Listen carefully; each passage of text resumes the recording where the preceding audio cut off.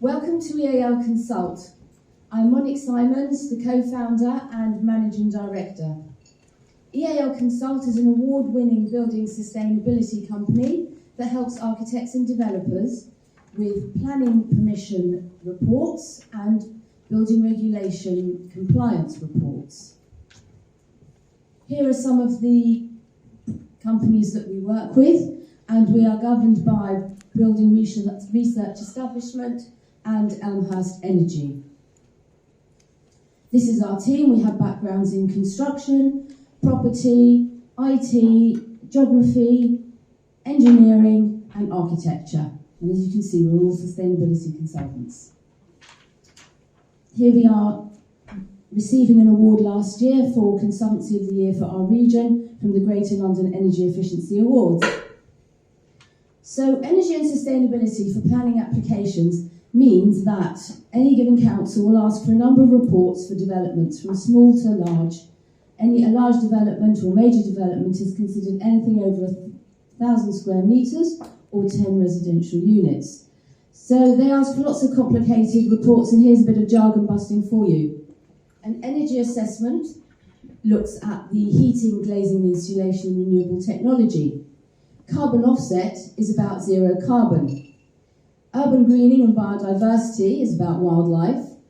Circular economy statement is about waste. Carbon life cycle analysis is about materials. Cooling hierarchy statement is about overheating.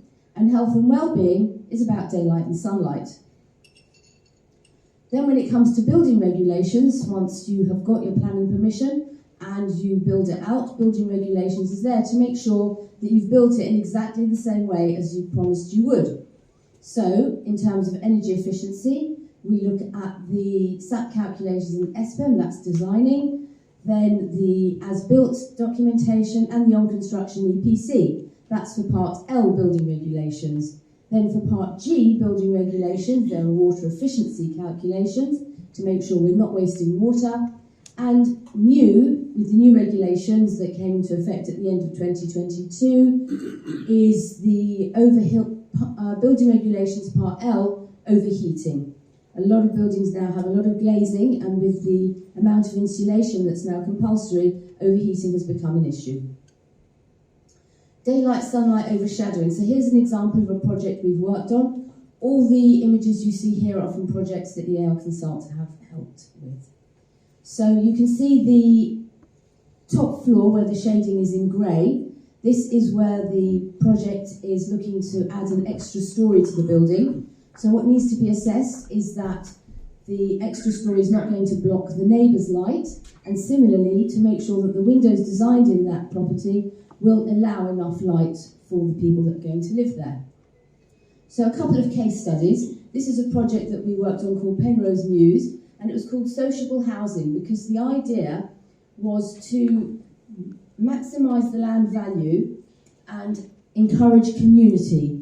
So this was 8 Mews houses set around a triangular courtyard in West London. And what that means is that people have the opportunity to create community. Everyone's front door is very close to each other. So when they're going in and out of going to work, going to school, coming back, in and out, they get to see people. Because as we know, loneliness can be an issue even in a built-up area. Where we helped was making sure the project had renewable technology to make it energy efficient and the right amount of heating, glazing, the right values for that. That's some more pictures of it. And then going into the countryside, where again, loneliness can be an issue. So this sort of solution was in Herefordshire, and it's where community is encouraged because each house looks different, but in fact they are all very close to each other. And with the energy efficiency here, they had to make sure that the right sort of renewable technology was used here. They had air source heat pumps. They also had very good levels of insulation and triple glazing. Another one.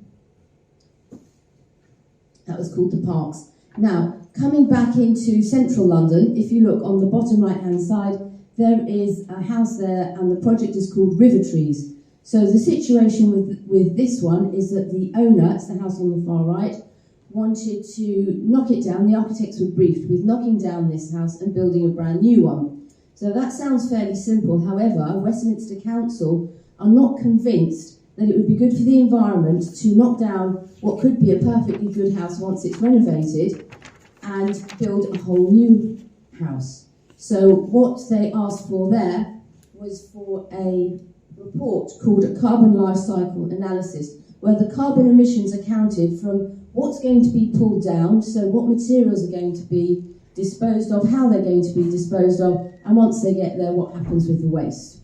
That's compared with all the new materials that have to be coming for the construction, how they're going to be constructed, how sustainable are they, and what will happen once their longevity is over.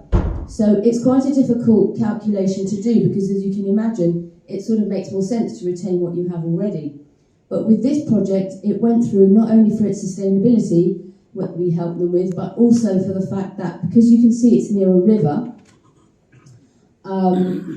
what that means is it's very likely to overflow. Now that we have, with global warming and flooding is becoming more of an issue, this means that properties near river, this is on the River Thames, are more likely to flood. So this house here, every time it floods, it's going to have renovations to the ground floor because its flood defences aren't very good. However, with the new house, the ground that's going to look like this, the ground floor will be totally waterproof. So therefore, in many respects, its carbon footprint will be better and the carbon emissions will be greatly improved. As you can see, there's a lot of glazing here. Sometimes the overheating can be easily solved with curtains, blinds and shutters. So where else do we help with energy efficiency? Retrofit. You've probably all heard that bandied around in the newspapers. And retrofit means refurbishing an existing house or upgrading the house so that it's more energy efficient. This is a property in Enfield that had been bought by a couple. They are teachers. This is their forever home. They know it needs to be refurbished. They're going to put an extension on the back. But for them, the key issue was for it to be sustainable. That's the most important thing to them. So we send our retrofit coordinator, who's also a retrofit assessor, to look at the property, and then we prepare a report with all the different aspects that have to be considered. It's the Energy Saving Trust that sets out the best way to do this. And the retrofit assessor is there to help, and the retrofit coordinator will make sure all the works are carried out properly. So there is an initial inspection of the house. Issues in terms of energy and sustainability are flagged up. Thermal imaging is carried out, and as you can see, everything in blue is where heat is escaping from the building, even when windows are shut. Insulation that needs to be improved is recommended, and sustainable insulation is always a good way forward. That should be recommended too. Renewable technology is also considered. So in this project, they looked at air source heat pump, which they're going to include. That's instead of a boiler, and that's run on fresh air, so that's a lot more energy efficient, just a little bit of electricity. Solar thermal, which is solar panels on a roof for hot water. Solar PV is for electricity. And wind turbines have also been installed here because you can actually get small ones that will fit in a garden. Then all the different options are considered, because as you can see, there are a lot of things that can be done to improve a property, and therefore the report will show the results of all the different permutations that would be attainable in this building with the resulting EPC, and then there is a considerations. So we can all help with sustainability. Small changes make a big difference. If you're not looking to upgrade your house or do any improvements there, it can certainly help outside. This is the EAL Consult Biodiversity Garden that will encourage wildlife. So for example, flowers, trees, wildflower meadow, so however large or small your outside space is, there's always something that can be done. And this, again, encourages wildlife, and as you can see, a pond, that is the yellow drinking hole there is for butterflies and for bees. Those are pollinator flowers, because you know there's a bit of a honey crisis. The dog's there for cuteness. And if you see at the bottom left there, There is a water butt, which is very easily installed so that you can water your garden with rainwater, and next to that is the compost heap. Bee hotel, bird boxes. Who are we looking for? Architects and developers. Thank you. Thank you. That's very interesting.